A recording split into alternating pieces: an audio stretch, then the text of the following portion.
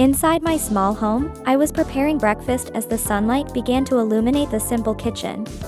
My 6-year-old son, Dylan, was sitting at the table, playing with his little cars while he waited for me. "Mom, can I put chocolate in my milk today?" he asked with wide, hopeful eyes. "Of course, but just a little," I replied with a smile, pouring chocolate milk into his cup. After breakfast, I focused on tidying up the house. In the afternoon, while Dylan worked on his homework, I settled down with my knitting supplies and reflected on the day as he slept peacefully at night. Despite the challenges, I felt a deep sense of gratitude. Working at the store and knitting at night wasn't easy, but I was happy to be able to care for my son and have a roof over our heads. "We're together, and that's what matters," I thought, gazing at the small room where Dylan slept quietly. It was our weekend routine, with more worry about the house, my son, and the sales from my knitting. Weekdays were filled with back-to-back activities from morning till night. Dylan spent his days at school, absorbing new things with curiosity and excitement fitting for his age. Working at the store wasn't a walk in the park, it required long hours, and customers weren't always patient. But every smile and gesture of appreciation made me feel like I was making a difference. That was my life. As a mother, my days were packed with work and time devoted to knitting. Despite the difficulties and anxieties, my heart held a steadfast strength. It was sustained by my love for Dylan and hope for better days. But to reach the stability I had now, I had to endure several hardships. The lowest point in my life was brought on by the man I fell in love with. Travis, my ex-husband, was someone very different from what I had imagined. During our courtship, he was charming, attentive, and a true gentleman, promising a future of love and safety. But after marriage, the mask fell away, revealing a coarse, lazy man who, at times, was violent. The change was gradual, first harsh words, then unreasonable demands, and finally threats that left deep emotional scars. I spent nights trembling in fear, thinking about the future. This isn't life, I thought, this isn't what I want for my son. Pregnancy, once a source of joy, became a cause of anxiety. The fear that Travis might harm the unborn child became the driving force behind the decision that would change my life forever. The escape was carefully planned, but the heart was heavy as I made it happen. I knew that by taking this step, I would close one chapter of my life and open a new one, filled with unknowns and anxieties. On one particularly tense night, when Travis went out with friends and promised to come back late, I saw my chance. With tears in my eyes but determination in my heart, I gathered the essentials, some clothes, important documents, and the little money I had saved. I took one last look at the house that could no longer be called home, took a deep breath, and walked away. I carried not just my belongings, but also the hope for a safe and new life for my son. I chose the cover of night, using its quiet to escape. The road ahead was lonely and terrifying. Shadows and sounds quickened my heartbeat, but the image of my son being safe and happy guided my steps and gave me strength to keep moving. I had no clear destination. I just wanted distance from the man who had promised me love but only brought pain. In the days and weeks that followed, many challenges awaited.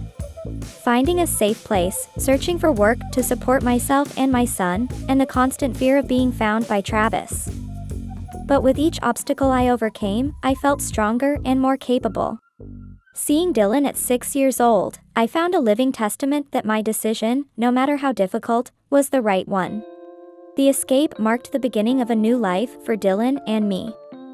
It was a life built on love, resilience, and the determination never to look back.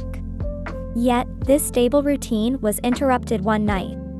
Our home was filled with laughter and scattered toys. Dylan, with his endless energy, ran around the house creating stories for his plastic superheroes. "Mom, I'm hungry. I've used up all my energy in this battle," he said, interrupting the grand fight in the living room. I smiled, paused my dishwashing, and responded to my son's request. "I'll make something delicious now." "Just wait a little," I said, but then I remembered the garbage piling up in the kitchen. "Dylan, play by yourself for a bit. I'll make dinner soon," I said, grabbing a garbage bag and heading outside. The coolness of the night enveloped me, a stark contrast to the heat of the kitchen. The quiet of the night was a familiar comfort, but something unexpected caught my attention. Across the sidewalk, under the dim streetlight, a young man stood holding a baby. He looked lost, scanning the area with a mix of confusion and despair. I had never seen him before, and he didn't seem to be from the neighborhood. Seeing the small baby made my heart hesitate, but the impulse of sympathy drove me to approach him. "Hello, young man. Excuse me, are you okay?" I asked, my voice gentle, trying to convey reassurance. The young man looked at me, surprised, as if realizing for the first time he wasn't alone. "Oh, actually, I'm lost, and my little brother is hungry." His voice was filled with fatigue and worry. I stared at the baby, who was sleeping peacefully despite the situation. "Come on, let me help. Can you tell me what happened?" "But first, let's take care of this little one," I said, leading him into my home. Even amidst my own struggles, the trust one extended seemed to calm him. Once inside, I prepared some milk for the baby and made a light meal for the young man and Dylan. As the young man ate, I sat at the table, offering a quiet comfort. "What are your names?" I asked, wanting to know more about them. "My name is Justin," he replied, gazing at his sleeping brother in the corner of the sofa. "And he is my brother, Lucas. Right now, it's just the two of us." I nodded, encouraging him to continue. "What happened? You've been outside for a while, it seems," I asked, though I sensed the weight of his story. "It's been a long time," Justin sighed heavily. "Our mother remarried a few years ago. At first, he seemed like a good man, but I had a bad feeling about him from the start." "That feeling turned out to be right," he said, his eyes fixed on the plate in front of him, as if the painful memories were too heavy to confront. "After the marriage, he changed. Or maybe he just showed his true colors. He became violent, always yelling and threatening my mother and me." His voice trembled slightly, but the need to share his story outweighed his fear. "When our mother became pregnant with Lucas, I hoped things would get better, but it only got worse. He didn't want another child, and after Lucas was born, the situation became unbearable. I had to do something. I couldn't stand the thought of Lucas growing up in that environment, being affected like I was." In his eyes, there was a resolve to protect his brother at any cost. "So one night, while my mother and he were fighting, I took Lucas and ran." I listened with a heavy heart, his story resonating deeply with my own pain and struggles. I knew well the fear and courage that came with making the decision to escape to protect someone you love. "You did the right thing, Justin. Lucas is lucky to have a brother like you. I understand your struggles, having gone through something similar myself." Justin looked at me, finding not just understanding but a silent promise of help in my eyes. "I just want to give him a better chance than I had," he murmured, almost to himself. "He will have one," I replied with strong conviction. "I'll help as much as I can. It may not be much, but it's enough to make a difference." In that moment, an invisible bond formed between us, tied by our shared experiences and the resolve to build a better future for the children we cared for. Justin, absorbing my generosity, could hardly contain his gratitude. "I don't know how to thank you. You're doing something for us that no one else has done in a long time," he said, sincerity shining in his eyes. The moment we shared our vulnerabilities, a friendship began to blossom. Through sharing our experiences, we not only grew closer, but Justin found a glimmer of hope in what had been his lonely struggle. "I'm determined to find work here and build a life for us," Justin said, contemplating the next steps. With a safe place now secured, I saw my own needs and what I could offer. "Do you need any help here?" Justin cautiously suggested. "Could you help with cleaning and look after Dylan while I work? I can't offer much, but I might be able to provide some assistance until you find a better job." Justin accepted immediately. "Understood. Helping is an honor and a way to express my gratitude for everything you've done," he replied. His voice was filled with appreciation, and the opportunity for work was not just a chance to support his brother, but also a way to repay my kindness. In this way, with Justin joining as the new caretaker, Dylan started attending school in the mornings, and I was able to save on the monthly fees, while Justin got the chance to work and contribute to the household. Justin's presence brought a new dynamic to the household routine. He took on the responsibility of tidying up the home, preparing meals, and managing the considerable challenges posed by Dylan's boundless energy in Lucas's needs. Justin worked hard to maintain a positive attitude toward household chores and caring for the children. Laundry, cleaning, and keeping the dishes constantly tidy became an essential part of daily life. He also prepared lunch, looked after Dylan when he came home from school, and ensured that Lucas was well-fed and comfortable. While he found joy in the children's smiles and laughter, by the end of the day, he couldn't deny the fatigue that set in. The energetic 6-year-old Dylan didn't make Justin's job any easier. That child had a strong personality, was often stubborn, and frequently tested Justin's patience as the new caregiver. Justin made every effort to be a good role model and caregiver, but he sometimes struggled to maintain order and tranquility. Though Justin always tried to set limits, Dylan frequently broke things, made messes, and scattered items around. When I came home, both Dylan and Justin often faced my frustration. I would scold Justin for his perceived lack of care and responsibility, and Justin would apologize. "I'm so sorry, I truly don't know how it got this bad," Justin would say, his voice filled with regret. He tried to explain the situation, hoping I would understand that Dylan's mess with the paint was an accident, an oversight that could happen to anyone. Despite listening, my frustration remained unabated. "I entrusted you with the house and Dylan's care. I know he's challenging, but I expected you to handle it better," I said, my words heavy with fatigue and disappointment. Though I understood the difficulty of caring for 2 children, the sight of the destroyed room was too harsh to overlook. Justin accepted the reprimand, feeling the weight of responsibility for the situation. He felt the burden of the trust one had placed in him and realized he had failed in some way. "I promise this won't happen again. I'll be more careful and make sure Dylan understands the house rules," Justin vowed with determination. Seeing Justin's sincerity, I sighed deeply, allowing my initial anger to give way to understanding. I knew accidents happened and understood that Justin was doing his best in a challenging situation. "It's all right. Let's clean up together, and then we'll figure out how to make Dylan understand the seriousness of his actions," I eventually agreed. There was one particularly challenging day. That afternoon, the house felt like a battlefield for Justin. Lucas seemed to have chosen that day to test his brother's patience with his piercing cries. Justin tried to remain calm and speculated that hunger might be the cause of the little one's discomfort. As he started warming up some milk, he darted between the kitchen and the yard, keeping an eye on the clothes hanging on the line. The sky was growing dark, hinting at the impending rain, and he needed to act quickly to prevent the laundry from getting wet. Dividing his attention between household chores and the children was always a busy task. Dylan, oblivious to the tension in the air, saw the chaos as the perfect opportunity to turn the living room into an impromptu soccer field.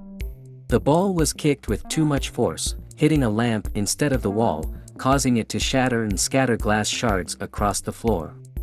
The noise immediately drew Justin's attention, and he rushed into the living room with a mix of worry and frustration. "Dylan, are you okay?" he asked, checking to make sure the child was unhurt. Relieved to find that Dylan was unharmed, Justin's worry quickly turned into irritation. "How many times do I have to tell you not to play ball indoors? Look what you've done."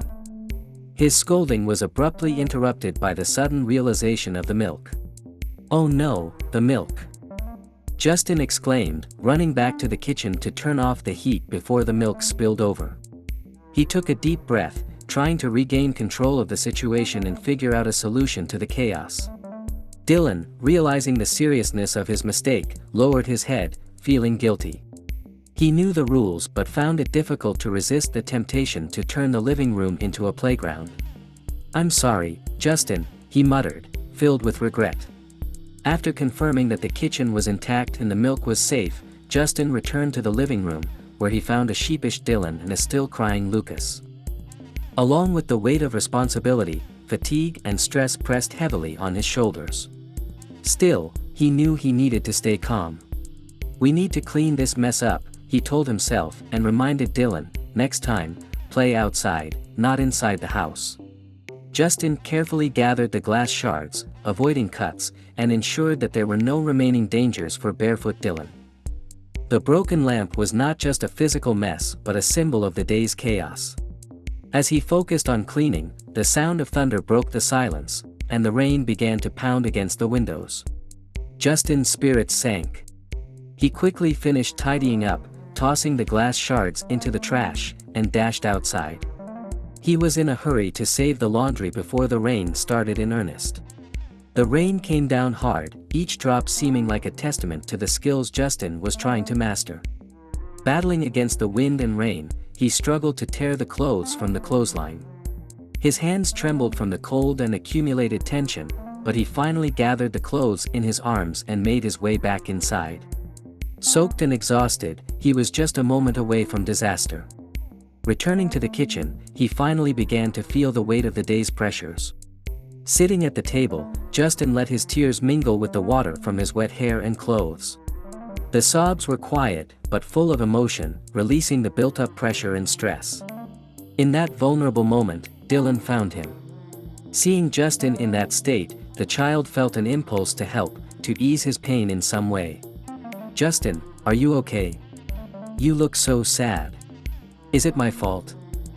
Dylan's small voice was filled with worry and concern. Justin was startled by Dylan's voice, interrupting his storm of thoughts. The child's sincere and heartfelt concern intensified his emotions even further. "I'm just a bit tired," Justin said, trying to smile through his tears. Without hesitation, Dylan approached and hugged him. With this simple gesture of support and love, Dylan said, "It's all okay, Justin. I'll help." This unexpected moment of comfort was a turning point for Justin. He realized that even amidst overwhelming responsibility, he was not alone. Dylan's strength and sympathy, even from a child, reminded him that goodwill and support can come from the most unexpected places. Wiping away his tears, Justin embraced Dylan in return, grateful to find family amid the chaos. The brief moment of peace found in Dylan's comforting hug was suddenly interrupted by the sound of the front door opening. I walked into the house, feeling a wave of relief at finally being home. But then, I noticed the lamp that used to be in the living room was missing. It was replaced by a visible sign of chaos, a reminder of the day's tensions. Justin was still sitting at the kitchen table, trying to collect his thoughts, clearly startled by the sudden shift in atmosphere. With tears still fresh on his cheeks, I asked, "What happened to the lamp?" The weight of the situation pressed heavily on Justin's shoulders, amplifying his burden. He seemed at a loss for words, grappling with the surge of emotions flooding him. Guilt over the broken lamp, the pressure of managing the children and the house, and now my visible disappointment, all these mixed together, leaving him unable to form a coherent response. As he tried to explain, all he could manage were choked sobs. His quiet admission of failure struck a deep chord within me. At that moment, Dylan stepped up with an unexpected maturity, acknowledging the mess with remarkable bravery. He said, "I'm the one to blame, Mom. I was playing ball indoors and accidentally broke the lamp. Justin told me not to, but I didn't listen. It's not his fault." Hearing Dylan's words, my frustration began to shift towards understanding. Watching the exchange between Justin and Dylan, and witnessing the passionate defense from my young child, made me realize the depth of their bond. I told Justin, "I'm sorry for adding to your stress. I didn't mean to." Gradually, my harshness softened, and I saw the value in understanding and communication. I felt gratitude and pride for the efforts Justin had put in throughout the day and for Dylan's courage in taking responsibility. I suggested, "Let's have dinner together," aiming to mend the family's mood. "And tomorrow, let's all pick out a new lamp for the living room." That night, sharing a meal brought comfort and reaffirmed our silent support for each other.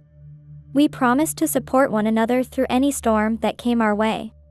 For Justin, Dylan's gesture of defense was a beacon of hope, reminding him that he wasn't alone. The lamp incident had started to reshape the dynamics within our home. Recognizing the burden Justin carried, I resolved to be more patient and not just offer expectations but also support. This subtle but significant change paved the way for a deeper, more meaningful relationship. Not only did I help Justin improve his household skills, but I also worked to create an environment where he felt safe and valued. Over time, this closeness deepened our understanding and forged a friendship that went beyond mere coexistence. I began to notice the silent moments, distant gazes, and small sighs that hinted at Justin's hidden struggles. Realizing he was particularly anxious, I decided it was time to intervene. I found Justin in the garden, lost in thought, as if he were staring off into the distance without seeing anything at all. "Justin, are you okay?" My voice carried genuine concern. He seemed startled to be seen in such a vulnerable moment and hesitated before answering. At first, Justin tried to hide his unease with a forced smile, but my gentle words seemed to break through his defenses. "It's about my stepfather," he began, his voice trembling slightly. "He's been sending messages for the past few days. I'm scared. I don't know what to do, and I don't want to see him anymore," he revealed, exposing the source of his anxiety. Justin was terrified of being found by his stepfather and worried that the old fears he had tried so hard to forget were coming back to haunt him. I listened carefully to Justin's words, my heart aching with each one. Having escaped my own past experiences with violence, I understood all too well the fear that domestic abuse can instill. "Justin, you're not facing this alone," I said, holding his hand firmly. "We'll face this together, just like we always have." Justin absorbed my words, a mix of relief and apprehension washing over him. "But what if I reply, and he keeps searching? What if he finds us?" His worry was evident in his voice, and he looked to me for something solid to hold on to. After some careful thought, I chose my words with conviction and empathy. "Justin, I understand your fear. I truly do. But completely ignoring him might not solve the problem. He might resort to more drastic measures to reach out. Setting clear boundaries might be a way to control the situation to some extent." "And what about the address?" he asked. The idea of his father potentially finding us filled him with a fear that was almost paralyzing. "Never disclose any information that might put our address or Lucas's safety at risk. If you do respond, be vague about your situation and emphasize that you don't want to be in contact. It's important to let him know you're okay, but it's equally crucial to make it clear that you want to maintain distance," I advised, hoping my words would bring him some clarity and reassurance. I conveyed not just guidance, but also my commitment to support him in any situation. Feeling inspired by my courage and wisdom, Justin began to sense a glimmer of hope. As night enveloped our home, it brought a long-forgotten sense of peace. He carefully crafted a reply, each word heavy with years of silence and fear, yet also infused with the strength he'd found within his new family. "I'm okay, but I need to keep my private life protected, so please respect my wish for distance." Sending that message was a courageous step, a reaffirmation of his independence and safety. In the days that followed, Justin watched his phone with a mix of anxiety and determination. The initial tension slowly gave way to cautious relief, and life at my home began to return to its usual rhythm. I kept a close eye on Justin, more determined than ever to protect our newfound family. But the temporary peace he had found was abruptly shattered by a new message. This time, it wasn't a text but a voice message. With a jolt of panic, Justin heard his mother's voice break through the room's silence. Her voice, filled with tears and despair, sought clues about his whereabouts. "Justin, please, my son. I just want to know that you're okay. Tell me where you are." Her sobs pierced through to Justin's core. His reaction was immediate. The phone slipped from his trembling hand, and it felt as though the ground had vanished beneath him. His mother's voice, laden with pain and fear, stirred emotions he thought he had left behind. He was once again that frightened child, desperately trying to protect his little brother. Driven by an overwhelming sense of urgency, Justin sought me out. He found me in the kitchen, his face pale, eyes red, and filled with the terror that recent emotional outbursts and the message's implications had stirred up. "Erica, my mom sent a message. She's crying and wants to know where we are." His voice shook with the weight of his distress. I immediately noticed his state and stopped what I was doing, focusing all my attention on him. My heart tightened as I heard the anguish in his mother's voice through the message. At that moment, more than just comforting words were needed, action and guidance were crucial. "Justin, I know this is incredibly tough, but we need to respond calmly. Your mother is clearly worried and suffering. Ignoring this will only cause more pain." My calm voice offered the necessary countermeasure to the emotional storm Justin faced. After a lengthy discussion, we decided that Justin would carefully compose a response. He decided to record a voice message to his mother, letting her know that they were safe and well, but he chose not to reveal our exact location or the details of our new life. It was a delicate balance, reassuring her while also protecting the safety we had fought so hard to secure. With me by his side, offering quiet support, Justin recorded the message. This task was painful for him. He spoke each word carefully, and when it was over, he felt a small sense of relief. "Mom, I received your message. First, I want you to know that I am okay, and Lucas is okay, and safe. I understand that you are very worried, and I am truly sorry for the trouble caused by my sudden disappearance. But we had to do this for our safety. This was a difficult decision, and it wasn't made lightly. I can't tell you where we are. We're still not safe, and we need to live without fear. I hope that one day we can be reunited and explain everything, but for now, please respect our decision to keep our distance. I am always thinking of you, and no matter how busy I am, I miss you dearly. Please take care of yourself. I will keep in touch as much as possible. Even if it's just to let you know that we're okay. I love you, Mom." As Justin stared at his phone, a mix of hope and anxiety swirled inside him, and he wished for a soothing response to calm his troubled heart. Then the device vibrated, signaling a new message had arrived. With a pounding heart, he pressed the button, hoping for understanding or comforting words from his mother. Instead, the rough, threatening voice of his father filled the speaker. "If you don't tell me where you are, I don't know what I'll do to your mother." His father's cold, menacing tone cut through like a knife, and the old threats seemed to become reality, sinking deep into Justin's heart. Fear froze his body, tears threatened to fall, and his heart, searching desperately for solutions, was crushed under the weight of despair. The helplessness of not knowing how to protect his mother from afar, and how to keep Lucas safe in a world he barely understood, tightened around his chest. Words caught in his throat, and he couldn't bring himself to speak. I saw him in that state. Holding the phone with still trembling hands, my face hardened as I listened to the message, a mix of anger and resolve showing through. "Justin, we'll face this together. We won't let him control our lives with fear," I said firmly, breaking the heavy silence that had settled between us. I told Justin, "Let's figure this out together."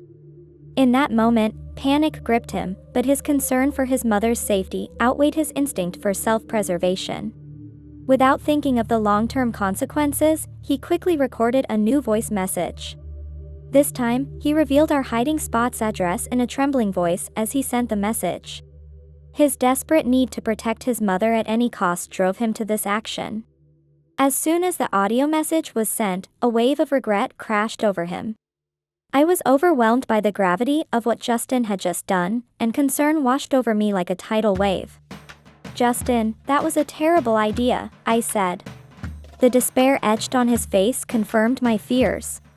He had caved under pressure and put not only himself, but also Lucas, Dylan, and me at risk. The ensuing silence was thick with tension. I knew we had to act quickly. We need to prepare. We have to contact someone we trust and find a safe place to stay, I said with a tone of resolve. Fear turned into action, and it was time to protect our family. Justin was still reeling from fear and guilt, but he understood I was right. While he couldn't undo the mistake made in the heat of panic, we still had time to minimize the damage.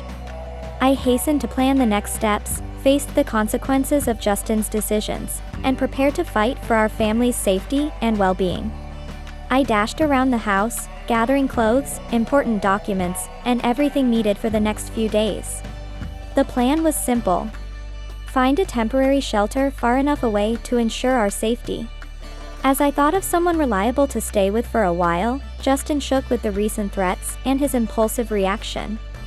He moved mechanically, following my instructions. Lucas sensed the tension and began to cry. Justin tried to soothe his brother with gentle words while stuffing the essentials into a backpack. Meanwhile, I headed to the kitchen to prepare snacks for our escape. As I packed sandwiches into a cooler bag, my gaze naturally drifted outside the window. I glanced at the yard where Dylan had been playing, seeking a moment of tranquility. Then, my heart nearly stopped. Walking resolutely toward the house was Travis, my ex-husband. The sight of him made my blood run cold, and I felt paralyzed, unable to face this real threat. I quickly pulled myself together and rushed back to the living room where Justin and Dylan were packing their things. "My ex-husband Travis is here," I whispered with panic. "We need to get out through the back door now." The fear in my eyes conveyed the urgency of the situation perfectly.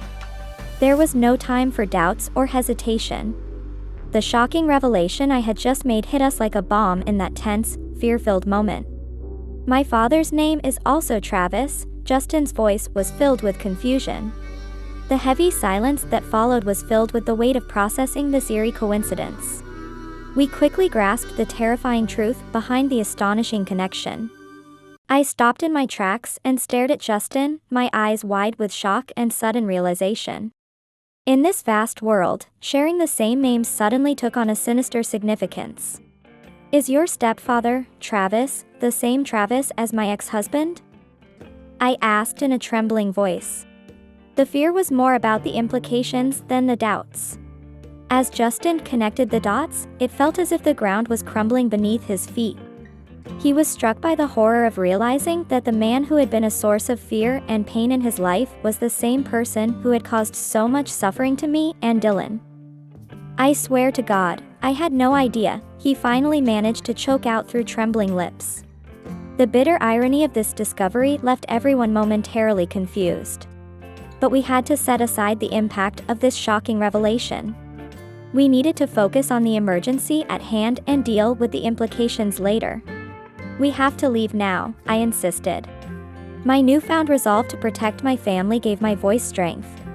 I knew we would have to confront the consequences of this discovery later, but right then, our safety was the priority. Justin, still in shock, nodded. He thought the tangled relationships would need to be unraveled another time. Holding Lucas, Justin moved quickly with me and Dylan toward the back door. The air was thick with tension. We quietly made our way through the backyard, trying to stay hidden in the night's darkness. Travis's voice, filled with rage, continued to call out to us, escalating our fear and urgency to escape. "Justin, where are you? I know you're there." His voice boomed with terrifying intensity. We were almost at the safety of the shadow beyond the backyard when the unexpected happened. Lucas, feeling the tension in Justin's arms, started to cry. His cries drew Travis's attention, and he immediately moved toward the sound. When he finally found us, the shock was mutual. Justin and I froze suddenly, as if time had stopped. Travis's face showed clear astonishment. He clearly hadn't expected to find his ex-wife, let alone Justin and the children, with her. "Erica!"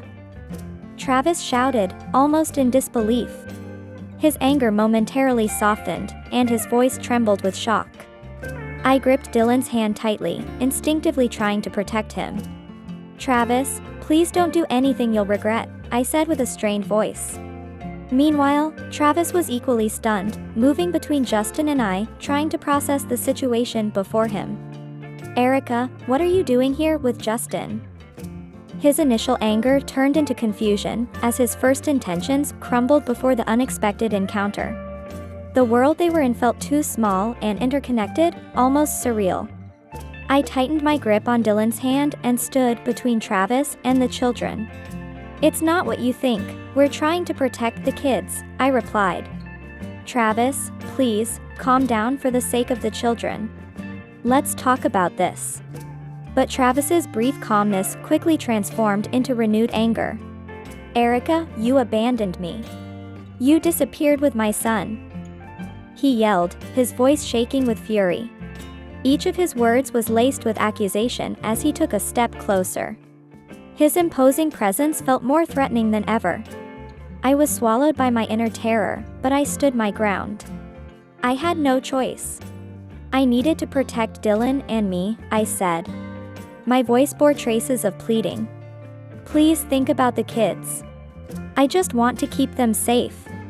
As the tension between Travis and I escalated, Justin struggled to remain calm and quietly took out his phone from his pocket.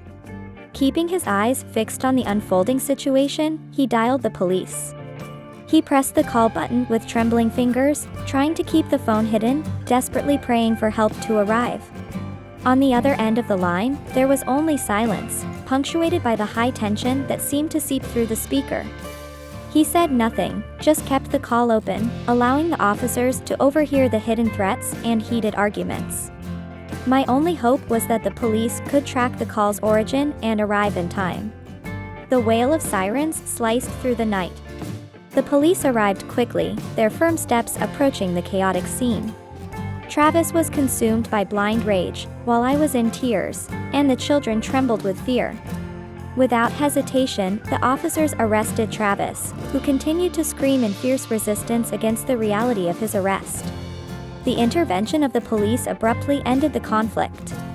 Though the house still resonated with emotional echoes, Travis was handcuffed and led away to the patrol car. His protests and threats gradually diminished. I hugged the children and Justin, my heart still aching with tears, but also filled with a sense of relief. My tears were not only of fear but also of relief. Justin, though still in shock, felt a wave of gratitude for the police's swift arrival, knowing now that they were safe. The night had been a whirlwind of emotions, but in the end, solidarity and courage triumphed, bringing a glimmer of peace after the storm. Under the dark sky and the flashing lights of the patrol cars, a new chapter began for two families unexpectedly bound together by fate and pain. Travis's arrest marked the end of a long period of fear, anxiety, and suffering. The gathered evidence, including threatening messages and audio sent to Justin, played a crucial role in delivering justice. Travis finally faced the consequences of his actions as he was taken away by the police. His rage and uncontrollable demeanor stood in stark contrast to the clear relief enveloping everyone else. With Travis's threat neutralized, I, Justin, Dylan, and Lucas finally breathed a sigh of relief. The moments of terror had ended, and the dawn of hope and renewal had arrived. Through tears, I managed a modest smile, holding the children and Justin close, grateful for the safety we could finally enjoy. Despite the joy of seeing the end of Travis's reign of terror, Justin made the difficult decision to return to his mother. He knew the challenges were not over, but he was determined to rebuild life by her side, providing support and care as he moved past the years of fear and abuse. My farewell to them was filled with emotion, a mix of gratitude and sadness, marking the end of one chapter and the beginning of another. Yet, we stayed in touch, building a beautiful family together. Even if our time together was not as frequent, I cherished the long-awaited peace, dedicating myself to raising Dylan in a safe and loving home. The shadow of fear had lifted, leaving only light and joy behind. I knew there would still be challenges ahead, but I was confident that with love and determination, we could face anything. Our story serves as a powerful reminder that even in the darkest situations, the strength of the human spirit and love prevail. We emerged from this trial stronger, bound by ties that adversity could not break. Each of us moved forward in our own way, assured that peace had been restored to our lives. If you enjoyed this story, please press like and join our community. Your support encourages us to continue delivering wonderful stories almost every day. Don't miss out on our next great tale, and stay with us. We deeply appreciate your support and look forward to seeing you again.